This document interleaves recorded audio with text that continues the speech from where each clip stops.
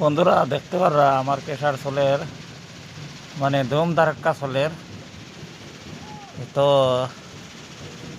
আপনারা বেশি বেশি শেয়ার করবা, লাইক করবা, কমেন্ট করবা। বন্ধুটা কেশার কীভাবে চলের দেখবা। হ্যাঁ,